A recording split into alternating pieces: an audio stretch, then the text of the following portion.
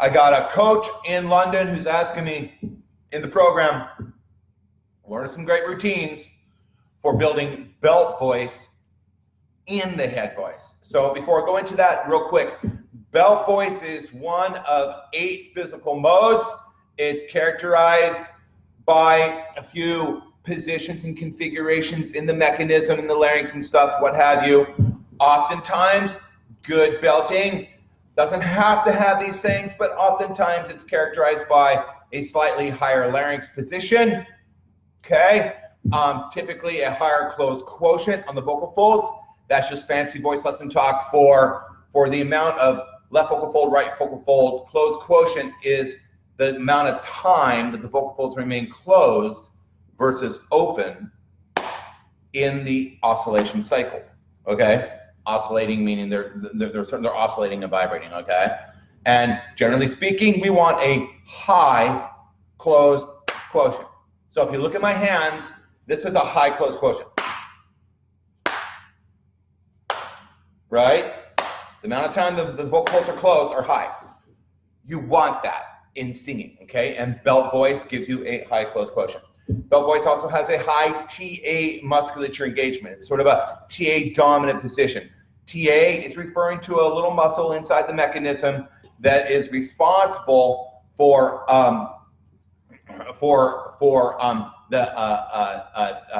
thickening the vocal folds. All right, for the compression on adding the compression and the thickness of the closed quotient on the vocal folds. It's not a perfect definition, but it's close to it. All right, so that's belting, and the practical answer would be belting would be you know, chest voice high. The experience as a listener, as a singer, is sort of taking your chest voice high. All right, which is something that we all want to do. All right, you don't want to just sing falsetto in the head voice. So what do? Training routine. Number 1, the 4 pillars of singing. You're going to warm up. All right, you got to do the warm ups. All right, always warm up your voice and always warm up with good cry vocal mode in the mechanism.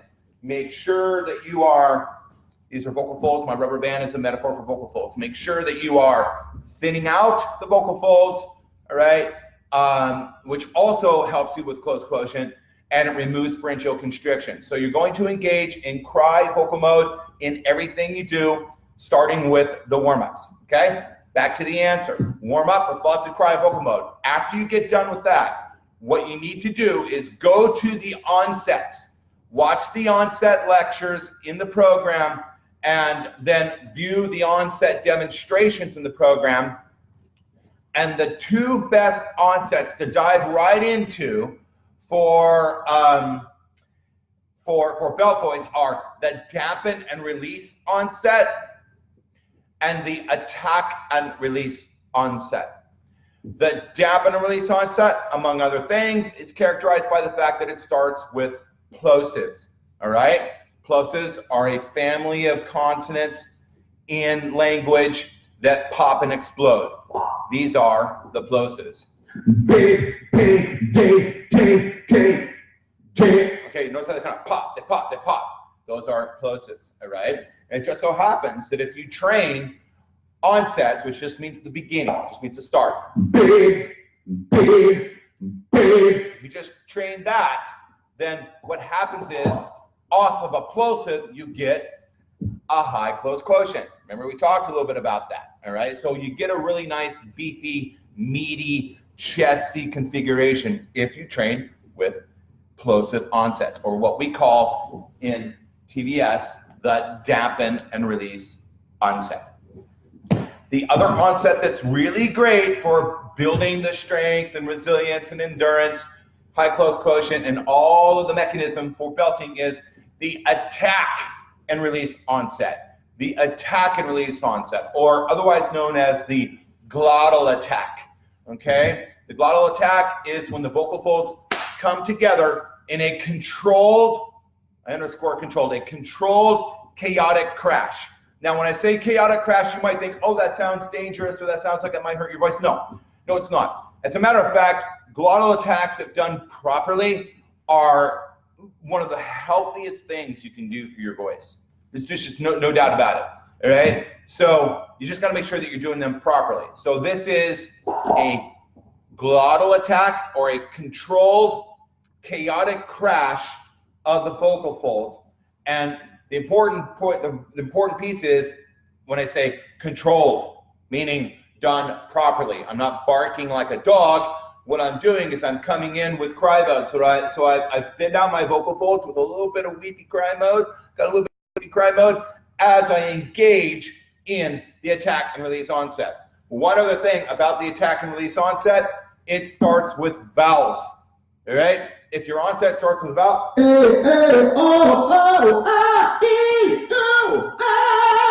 if it's a vowel, it's a glottal attack. It's an attack and release onset. So here they are. Okay,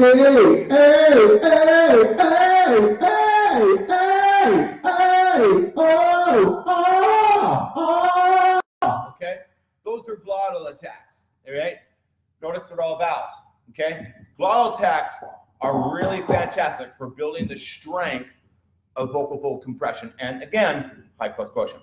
So then what we do at TVS is we take a dampen and release onset, a plosive, big, and we take an attack and release onset, a vowel, which is a glottal attack, A, and in between the two, in between the plosive onset and the attack and release onset at the top, we put in a melodic fifth siren, okay? And we train on either A or Ah. So what I'm describing for you is an integrated training routine.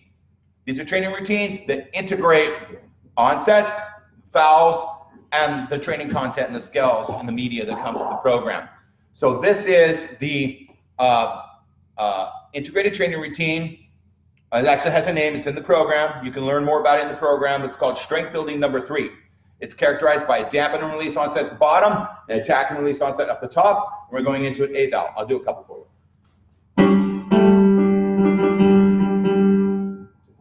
And I said,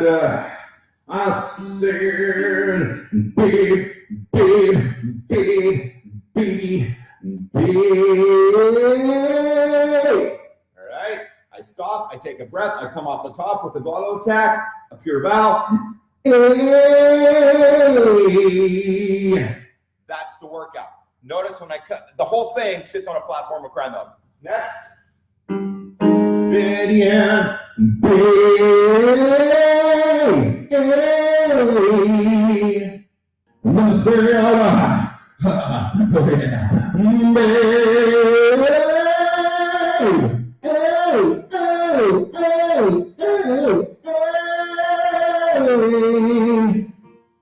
You take my own advice. I didn't warm up before this, but yeah, we're going to do it anyways.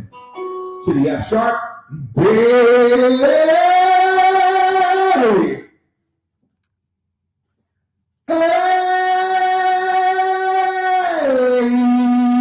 All right. When you're training, have fun. Have fun. You got to have fun. And I'm not just saying that to sort of be like, okay, can have fun, and you know, because we're all got to be happy, and you know, I'm not trying to be nice. No, I really mean it. As a training technique, try to have fun when you're training. Otherwise, you wash out. You got to keep it fun. That's one reason why we use microphones. They're fun. All right, let's keep going. And then I said, with cry mode, you hear the cry, you hear the weeping, baby, baby, baby, baby. In with my glottal attack. Notice I'm not just shouting, I'm going to cry into it. Hey!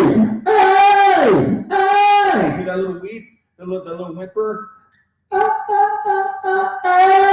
Hey! Hey!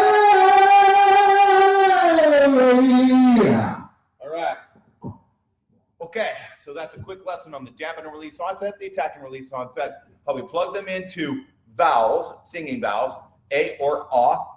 And we use melodic fifth sirens, and I'm just telling you, that's answering the question, teacher in London.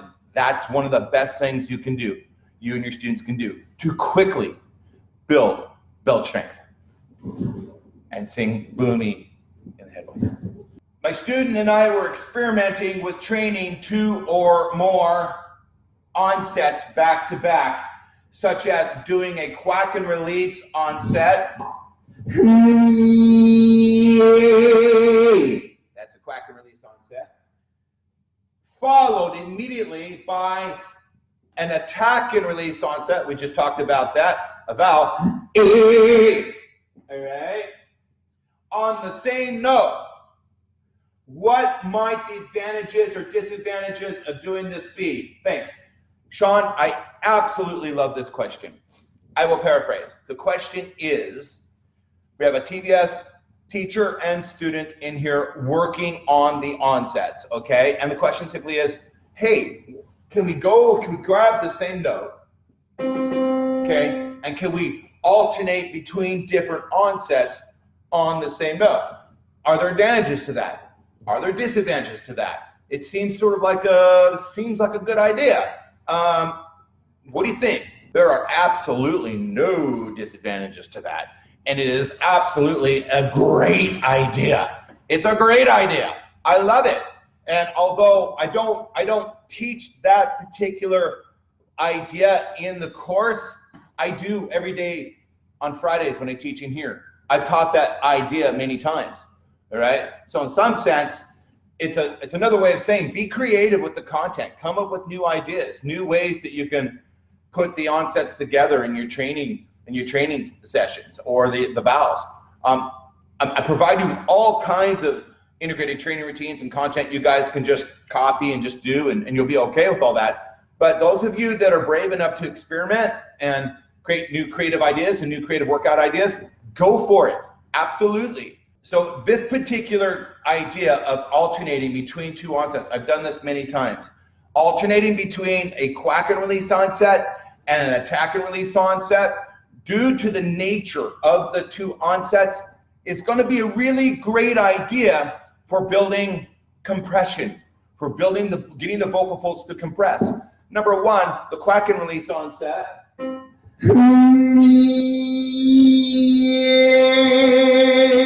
All right, let's do one more time. The quack and release onset. And when you do it, you gotta make that funny face, okay? The quack and release onset is the number one choice for getting the vocal folds to compress. So students and for coaches out there, if you have students who have vocal folds that won't compress, okay, or it's like too windy, or you're having windy problems, the quack and release onset is really great for that. Now, the attack and release onset, because of the chaotic crash that we talked about earlier in this broadcast, it too is really great for building vocal fold compression. So this little integrated training routine that you invented, Sean, quack and release, alternating between attack and release, it's going to be a resistance training routine. It incorporates two sort of the more aggressive strength building onsets. Okay, there's some are sort of light and gentle, others a little more aggressive. The quack and release and the attack and release for sure are a little more aggressive. So you're putting those two together, that's great. And again, great for vocal fold compression. Let me show you how it would go. This is Sean's integrated training routine alternating between two onsets. So you might call this the quack and attack workout.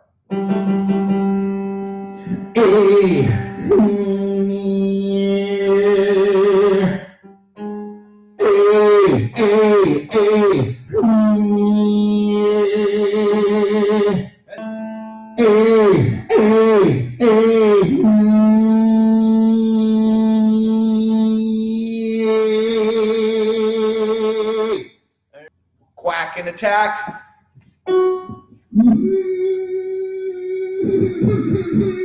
Notice the puppy whimper? Always gotta have cry note.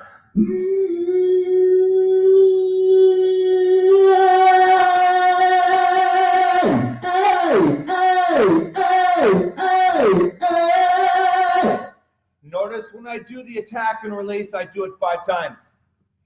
All right, that's important. You get more out of attack and release onsets when you repeat them over and over again and you do them 5 times. But in particular, when you do glottal attacks and dampen and release, I always do them like 5 times because I want to get the repetition in there, okay? Sean's quack and attack workout.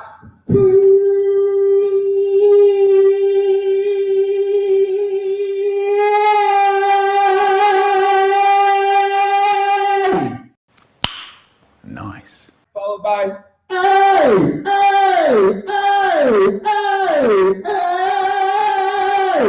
notice those attacks coming from the top down. You got it. You hear the cry. You hear the little. You hear the little whimper in there. Super important. Everything you do.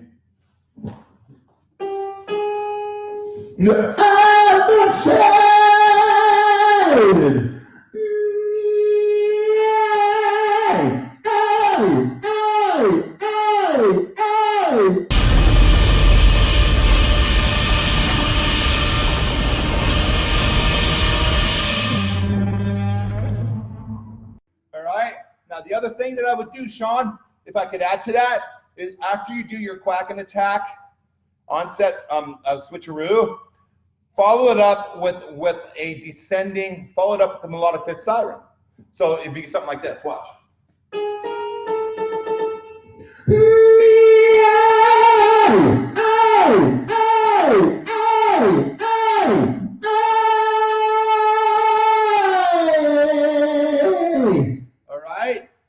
You see? So you take all the benefits you get from the onset, from your cool routine, get all those benefits, and then you put it on the move. You move it through the chaos of changing frequency, and you put it on the move, and you train the motor skills to sort of hang on to all that. You hang on to all that strength, all that close quotient, all that compression, all that good stuff that you created on those onsets. You hang on to it, you maintain all that integrity as you then move it down and up through the sirens. Plugging onsets and understanding them into vowels and then doing them on sirens is core fundamental TVS methodology, all right? Okay, great question, damn good question.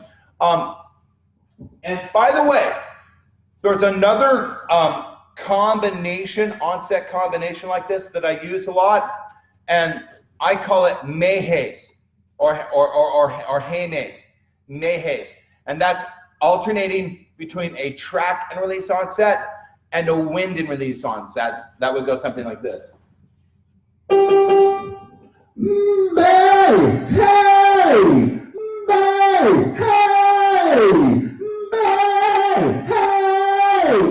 Mayhays is sort of the switcheroo idea that I've done a lot in here. So it's sort of cool because you get compression, then you bring in the wind for Bernoulli physics.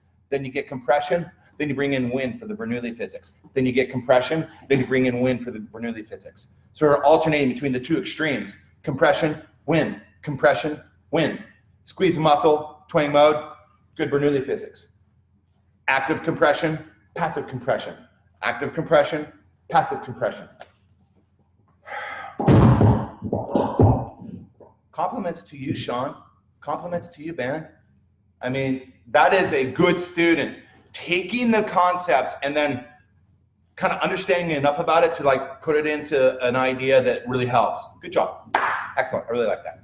Robert, could you speak a little bit about vowel modification transitions? Vowel modification is referring to singing vowels, not linguistic speaking vowels. We're all clear on that? Okay. When we talk about vowel modification, one way to sort of sort this out and understand it that's really helpful is think about active versus passive, okay? And this idea of active and passive applies to other things that we do. Active or passive cry mode, active or passive larynx dampening, active or passive embouchure shaping. It applies to other things. But for vowel modification in particular, so active simply translates to you're aware of it. You're consciously trying to do it. You're consciously trying to modify a vowel because in the book, there's vowel modification formulas that you're following in your training. That if you're following one of these vowel modification routines, okay, in the training program, you are engaged in active vowel modification. You're aware of it. You're purposely trying to turn that A into an A or whatever it may be. Okay. The other kind of vowel modification that happens is passive vowel modification. That is that the color and the resonance will modify and change as you go higher and lower in frequency, sort of unaware. It's just a natural movement of the resonance. So if you're singing well, you'd have to be singing well with registration and fluidity and dexterity and agility. So if you're training and singing with agility and you're doing well, you're bridging through chest voice, head voice, through the vocal break, and maybe you're singing a song or what have you, but this is all going very nicely. There is passive vowel modification going on behind the scenes. You can hear the colors and you can feel the resonance sort of moving as you're articulating around in the melody and stuff. But you're not consciously focusing on a training routine in the book, right? So it's not active, all right? It's passive.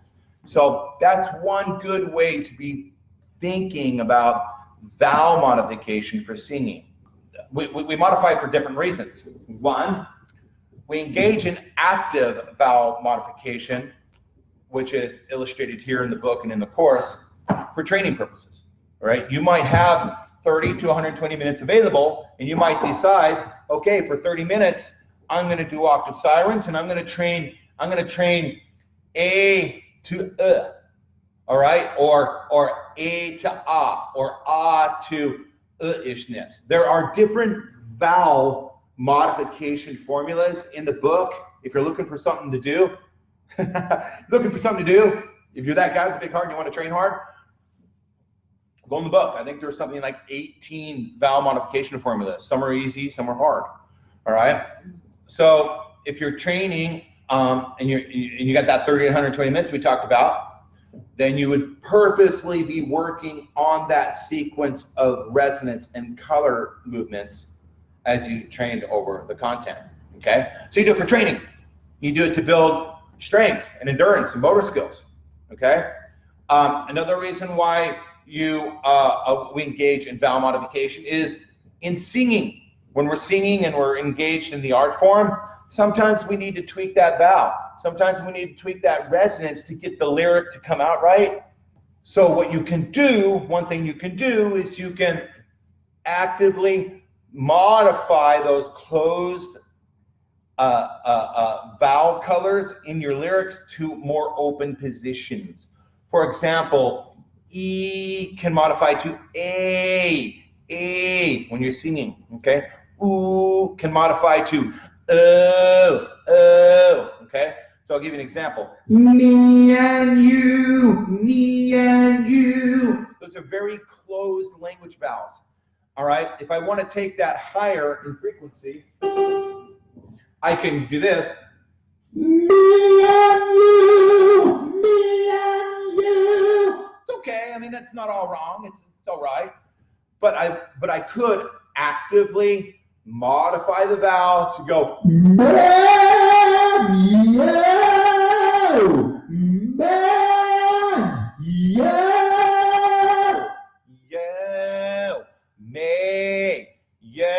instead of me and you.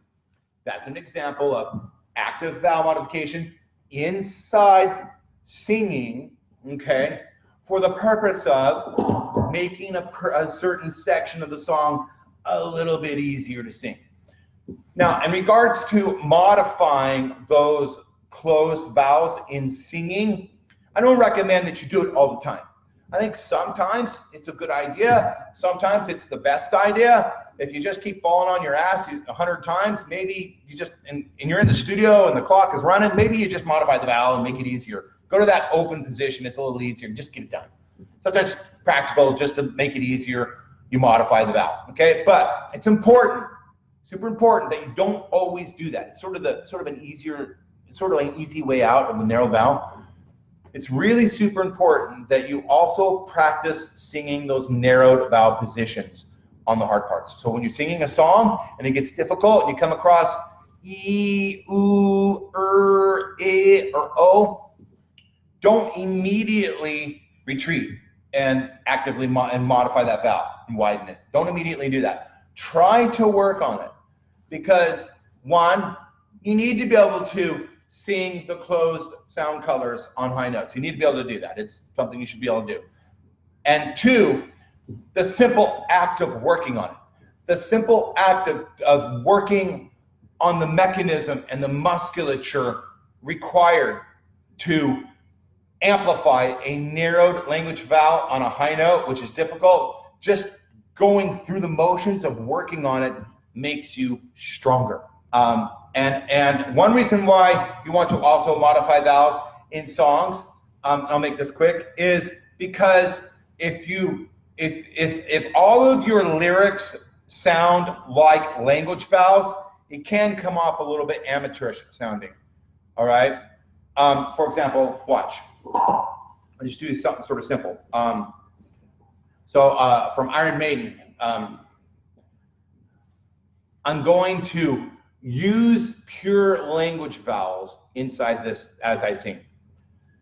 I'm waiting in my cold cell when the bell begins to chime, reflecting on my past life, and it doesn't have much time, because at 5 o'clock they take me to the gallows pole.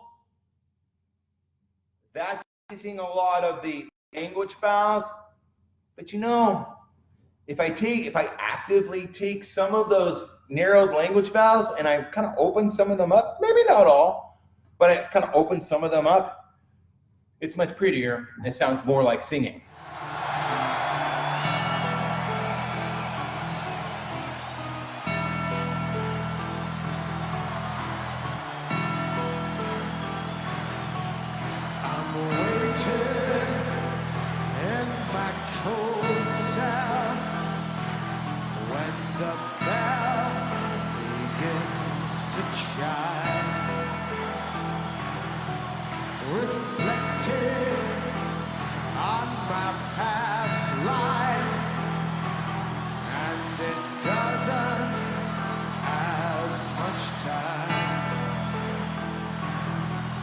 Cause at 5 o'clock they take me to the gallows pole.